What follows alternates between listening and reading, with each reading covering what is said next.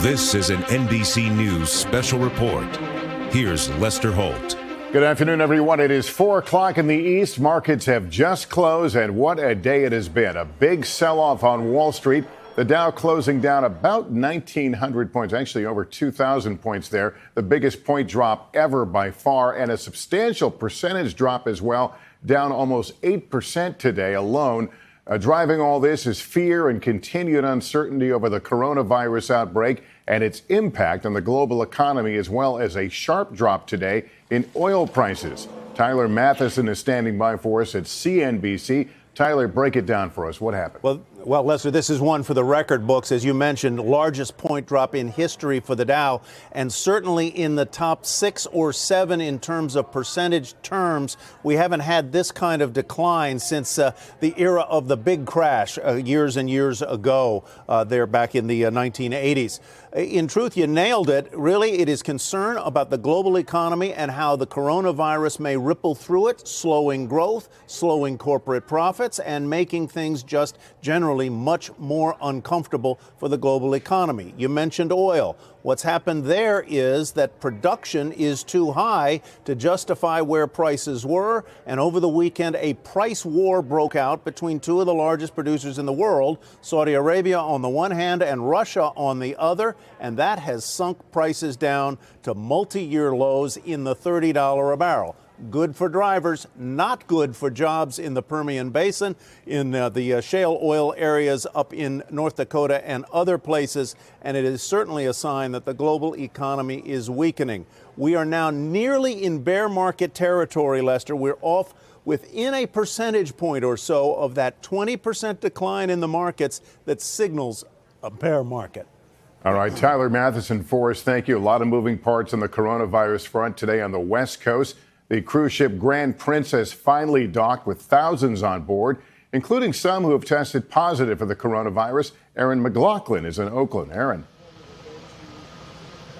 Lester, aboard the Grand Princess right now, relief. It arrived here at the dock about an hour ago as it made its way under the Golden Gate Bridge. The passengers could be seen out on their balconies cheering. They've been living under a cloud of uncertainty since last Wednesday. Now some relief that they're here at port. They've yet to be allowed off the ship, but when they do, there will be 3 separate groups. The first group including the sick and the symptomatic, those potentially suffering from the coronavirus, followed by a group of Californians. They'll be brought to a nearby military base, and then the rest of the passengers, all of the passengers, will be under quarantine for a period of 14 days. They'll be tested for the coronavirus. Over 1,000 crew members, however, will remain on board the vessel. They'll then take it out to sea. Destination unknown. The entire process expected to last 2 to 3 days, Lester. All right, Aaron in Oakland, thank you. Tom Costello has been tracking the coronavirus outbreak. He has more for us now from Washington. What's the latest, Tom?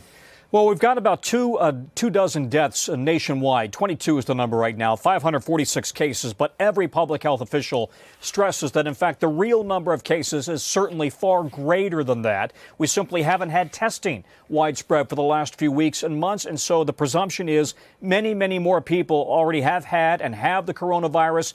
Most of them probably self-treated at home and did not require hospitalization. We've also got 3 members of Congress right now who are self-quarantining because they themselves now have been in contact with somebody who had the coronavirus. That includes Senator Ted Cruz of Texas. Meanwhile, Amazon.com, this giant, of course, in the retail space, is now telling its employees, not just in Seattle, but also New York and New Jersey, to work from home. And that really is the trend we're seeing nationwide, as we have many companies now starting to encourage employees, especially in so-called hotspots, to stay home, work from home, telework as much as you can. And increasingly, more and more events and special sporting events are either being curtailed, postponed, or canceled. Today, the PNB Paribas, I should say, a tennis open in California was canceled because of the outbreak. And you probably have heard Johns Hopkins University is telling the NCAA bracket, in other words, the Division III players that were supposed to play at Hopkins, that they will be playing without an audience.